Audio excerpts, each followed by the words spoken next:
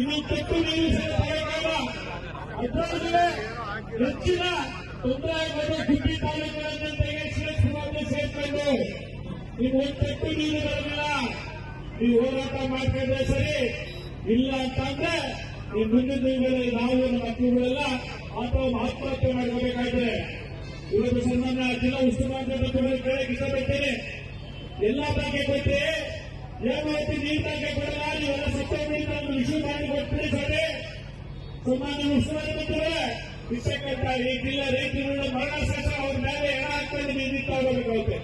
ಅವ್ರ ಮನ ಹೆಣ ತುಂಬಿಟ್ಕೊಂಡು ನೀವು ಕುಡಿದು ನೀರು ತಗೋಬೇಕಾಗುತ್ತೆ ಕೈಬೇಕಂತ. ನಾವು ಯಾರು ಇರ್ತಕ್ಕಂಥ ಯಾರು ಕುಡಿಯೋ ನೀರು ಕೊಡಲ್ಲ ಅಂತ ನೀವು ಕೊಡ್ತೀವಿ.